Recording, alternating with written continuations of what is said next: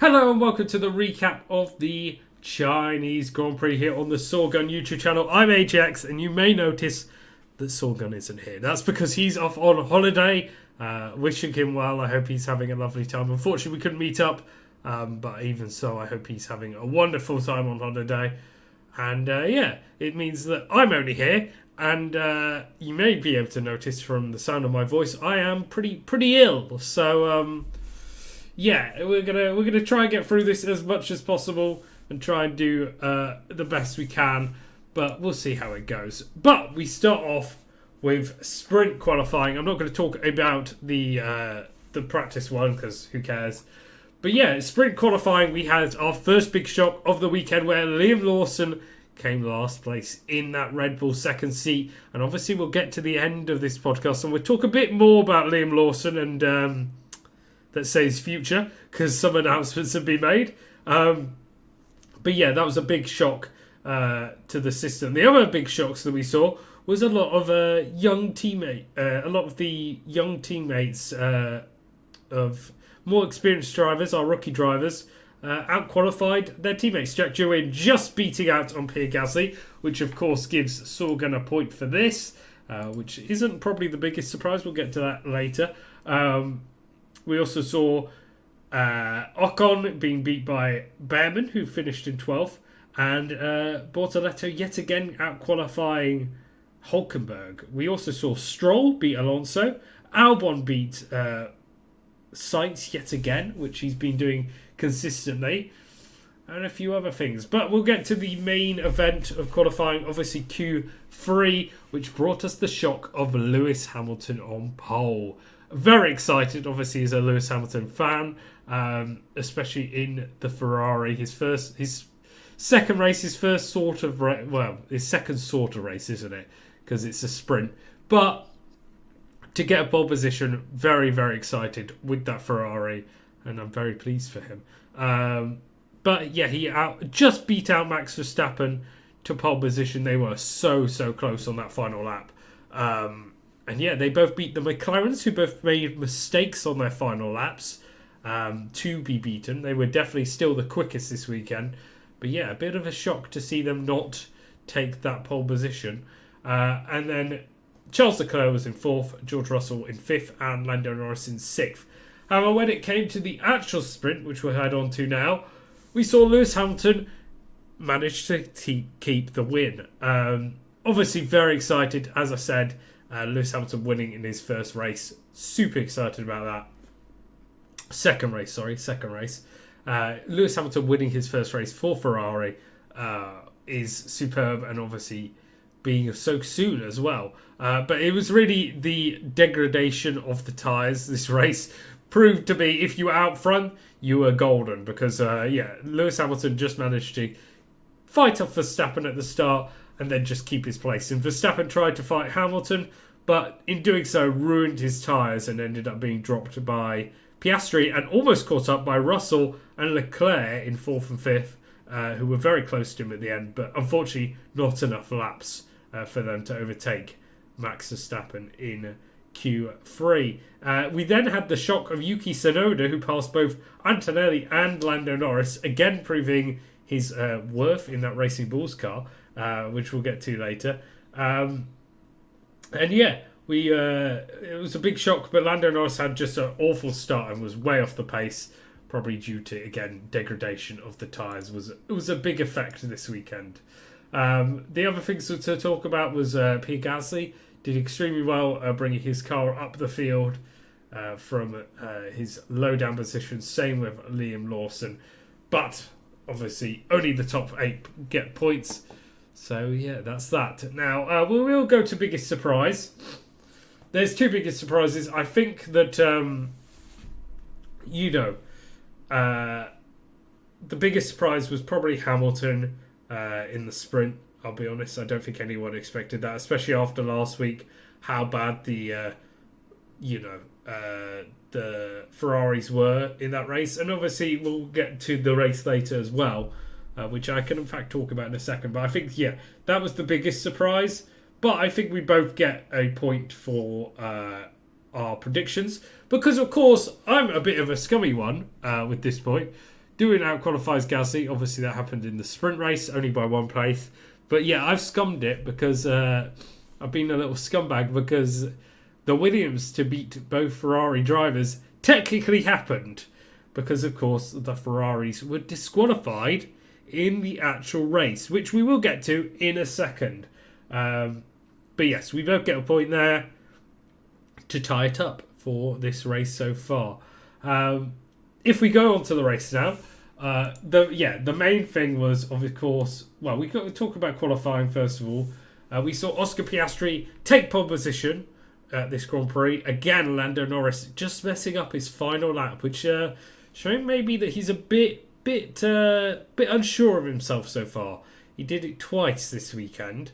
Obviously, he's meant to be going into this title fight, and a bit disappointed to see him mess up twice on this. And hopefully he'll be able to sort that for the future. But yes, we saw Oscar Piastri in first place. George Russell managed to get second. Lando Norris in third.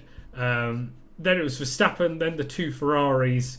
Isaac Hadjar qualifying in seventh, which is huge for him, obviously beating his teammate. Then Kimi Antonelli, Yuki Tsunoda also doing very well in that car. And Alex Albon in 10th, again beating his teammate. The other big shock, of course, was seeing Liam Lawson yet again qualify so far down the grid. Pretty astonishing, to be honest, with how bad he was. And he will become our underperformer for the weekend. I've got to say, it's probably it's Liam Lawson. He didn't really do much in the race. He did a bit of overtaking in qualifying. But yeah, we will get to the Liam Lawson stuff at the end of this recap and his move from Red Bull to the Racing Bulls, which obviously is no big secret. In the other big calls were Ocon in the Haas, finishing 11th. Obviously his teammate did it in the sprint race, but Ocon then had to prove himself and go one better in the race qualifying, and that will actually go into the race as well because Ocon was just brilliant. And I'm basically saying this because for me, he is the driver of the day. Now, finishing 5th in a car. Obviously, there was the Ferrari disqualification, but he was still, doing amazingly. Still beat Kimi Antonelli. Finishing 5th in a car that all of us had written off after that first race was superb. And he just had a very quiet, very mundane race, but it was brilliant. He did all he could. And to pick up 10 points for the team, with his teammate Berman getting 4 points as well, in a team that we thought, after that first weekend on Australia, that they were just useless and wouldn't get any points. Massive. We will get on to the stuff that went on with Ferrari. Shall we jump into that? Yes, the Ferrari drivers did get disqualified. It was kind of a huge shock, to be honest, because it was a bit after the race. It wasn't just them. Pierre Gasly also got disqualified. All for various different reasons. I think Charles Leclerc and Pierre Gasly was for weight reasons. And then Lewis Hamilton was for the floor. But yes, it was a bit after the race that they got disqualified. And they weren't the only drivers not to finish because, of course, Fernando Alonso didn't finish the race either, which was a big shock to the system. And just awful weekend for Ferrari. They are going to be our tragic team as well. Obviously, we talked about Liam Lawson, who did come 12th, but when 4 amazing drivers get taken out, including Alonso, and then the 3 disqualified drivers, you would hope that in that Red Bull he'd be able to get more than that. Ferrari have to go down as our tragic team for that in this weekend, getting both cars disqualified. When they were in 5th and 6th in the end, and that would have been good points for them, even in this early part of the season. So they really got to get their heads down and nail it for the rest of the campaign. Of course, Oscar Piastri managed to convert first pole to the race win. As we said, there's a lot of graining in this track. There's a lot of tyre degradation. So people are just not able to keep up with each other. Lando Norris was in second, but not far behind him was George Russell. Really proving that perhaps the McLaren isn't that quick. But that being said, Oscar Piastri did finish 9 seconds ahead of Lando. And then Max Verstappen in 4th place. As we said before, Esteban Ocon was our 5th place driver. Then we had the Mercedes of Kimi Antonelli. Alex Albon in the Williams yet again, proving he is the top player in that team. But Carlos Sainz did manage to get a point because of all the disqualifications, despite finishing 13th in the actual race. Ollie Behrman came in 8th with loads of brilliant overtakes, by the way. Ollie Behrman was on one today, changing to those hard tyres and just doing amazing. And then Lance Stroll in 9th. Again, proving maybe he's the top player in that team. I am going to give the perfect team to the Haas drivers. So basically, biggest surprise, we both get points. Overperformers goes to Esteban Ocon. Underperformer goes to Liam Lawson. Perfect team goes to the Haases for getting points when we thought they absolutely wouldn't. And tragic team goes to the Ferrari. We did talk, me and Sahwgunn. He did say that Yuki, Alex, or Lance were his overperformers, but I'm taking executive. I'm taking executive thing there and putting it on. He did say McLaren because the mistakes were only made by the drivers, which is fair. But we also talked about them being about 20 seconds up the grid, and I really do think that thing deserves it. That the Haas and Ocon deserve that point. Anyway, shall we go through our top 5? In the qualifying, we had I had Lewis Hamilton as 5th. Sadly, if I changed it with Charles Leclerc, sorry, as I say, I am ill. Then I would have got points. We both would have got points. Actually, none of us got points in qualifying because it was Max in 4th, Lando in 3rd, George in 2nd, and Piastri in 1st. So we're missing out on points there. However, in the actual race, I am getting 2 points because whilst I didn't, neither of us had Ocon to get 5th. Of course, we didn't. I had Verstappen and then Russell, and Sahwgunn had Russell then Verstappen. Both of us mixing up the Norris and Piastri I could have got a perfect score apart from Antonelli there, but yes, I gained 2 points, which puts us on equal. I believe we are on now. Obviously, I'm a bit nervous when doing this, so hopefully that fixes. We should be on 5 and 5. I've caught up the 2 points that I was behind. And yeah, the exciting weekend. I am right. Yeah, both 5. Our extra ball predictions doing to beat Gasly in all sessions was close, but of course Gasly beat Doohan in qualifying to just stop that from happening, as well as the sprint race. And then both Sauber drivers in the points didn't happen, but that's why we're going extra bold. However, we now go on to what has happened in the midweek, because of course we have seen the change around for the Japanese Grand Prix, which is of course next weekend. We've seen Yuki Tsunoda pushed up to that Red Bull seat, and Liam Lawson dropped back down to the Racing Bulls. Now, obviously, we both agreed sort of last year. We do think Yuki Tsunoda probably deserves it more and should have been in that seat straight away anyway. He's proven himself a very quick driver. He constantly does well. And honestly, even this weekend, he would have got points if his team hadn't messed him up, right? That's quite what it comes down quite often to, the fact that our Racing Bulls is just probably the worst team on strategy, worse than Ferrari, which is crazy to say. So yes, Yuki Tsunoda is being put up to that seat, and this is after 2 races, which is absolutely insane.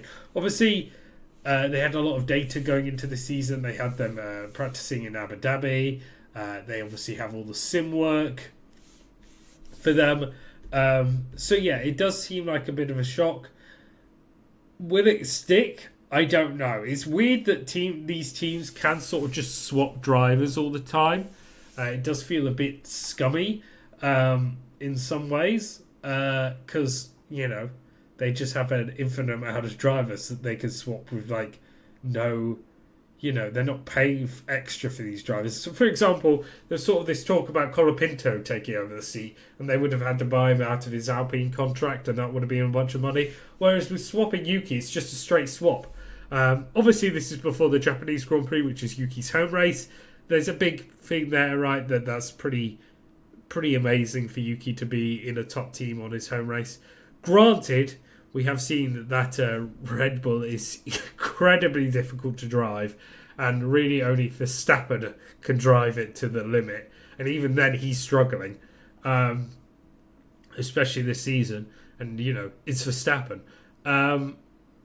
But there's sort of other stuff that you got to think about. Liam Lawson knows the Japanese Grand Prix like the back of his hand from doing it in Super GP, I believe, so many times. But then it is Yuki Tsunoda's home track, and they're going to get a big response, a Red Bull, for him swapping over. So, yeah, I don't know how to feel about it. I do feel bad for Yuki, right? And bad for Liam, because Yuki's going to a team where he's got more pressure on him that they've never gave him a chance before because of, let's be honest, political reasons, is what I'm going to say. He should have been given a chance a lot sooner than this. He should have been given a chance last season, even the season before. I think I was advocating for him to take Perez's spot.